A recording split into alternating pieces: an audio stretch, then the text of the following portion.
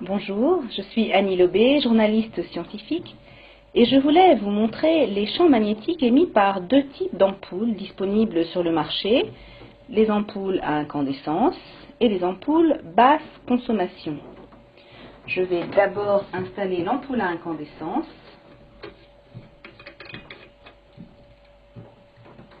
Pour réaliser la mesure, j'utilise le Gauss-mètre de Monitor Industries, qui mesure le champ magnétique de 50 Hz. Il est composé d'un cadran, que voici, et d'une boucle qui sert de capteur.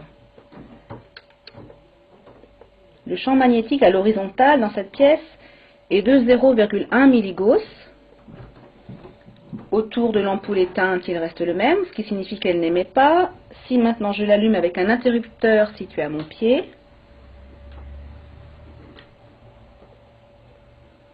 pas de changement, pas d'émission. Si maintenant je remplace cette ampoule à incandescence par une ampoule basse consommation,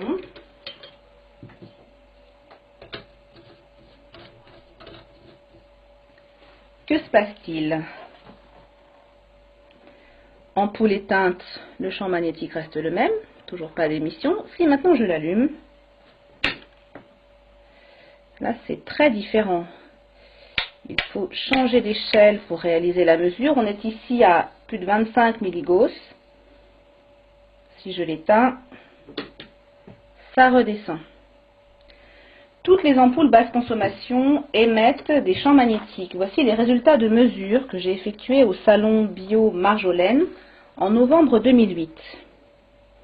Il y avait 3 stands qui proposaient ces ampoules, l'essentiel, Interlux et Bien-être matériaux.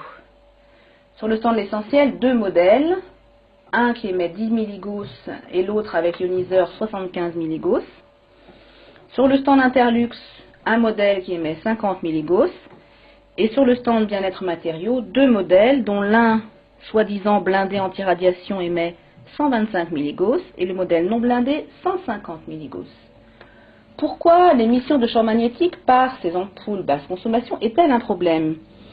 Eh bien parce que ces champs magnétiques ont été classés parmi les cancérogènes possibles par l'Organisation mondiale de la santé et l'Agence internationale de recherche sur le cancer qui a publié en 2002 une monographie sur les champs électriques et magnétiques qui se concluait par la phrase suivante: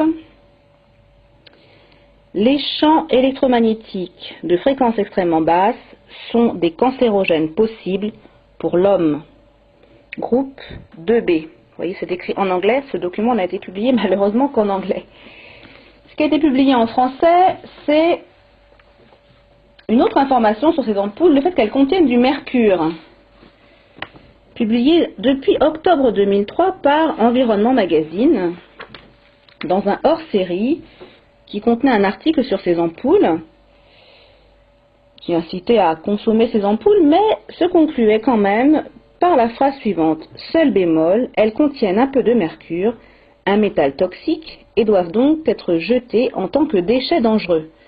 Le fait qu'elles contiennent du mercure pose également problème quand vous cassez par inadvertance une ampoule chez vous.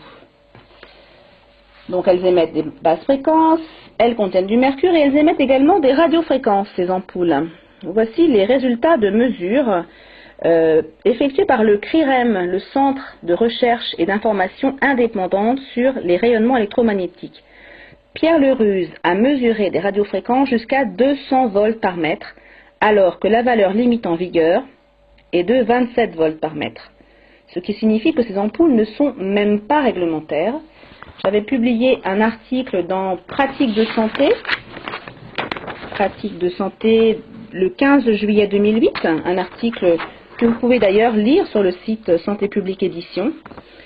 La source de cet article, c'était ça: les cahiers techniques, numéro 205, l'alimentation des circuits d'éclairage, rédigé par 2 ingénieurs de Schneider Electric,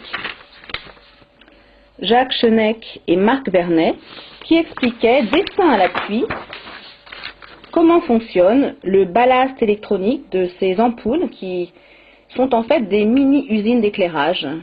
Des mini-usines qui émettent donc des basses fréquences, des radiofréquences et contiennent du mercure. Si vous voulez trouver des solutions éclairage, vous pouvez vous reporter au livre La Fée électricité, qui contient un chapitre, le numéro 14, consacré aux éclairages. Cela vous permettra d'éviter de grands problèmes. Quel genre de problème? Eh bien, pour conclure, permettez-moi de vous livrer deux informations. J'avais effectué en 2001 un voyage de presse en Guadeloupe, qui avait donné lieu à la publication d'un article dans lequel j'avais écrit « EDF et l'ADEME ont engagé conjointement au début des années 90 une opération de grande envergure sur les lampes basse consommation. En 5 mois, 350 000 ont été acquises par 43 000 foyers. » C'était donc il y a 8 ans, et que constate-t-on aujourd'hui en Guadeloupe? Une information donnée par le magazine Alternative Santé de janvier 2009. Eh bien, en Guadeloupe, il y a actuellement un pic mondial de l'incidence du cancer de la prostate. Ces deux informations pourraient-elles être liées? Eh bien, permettez-moi d'en faire l'hypothèse et de vous suggérer de ne pas utiliser ces ampoules basse consommation.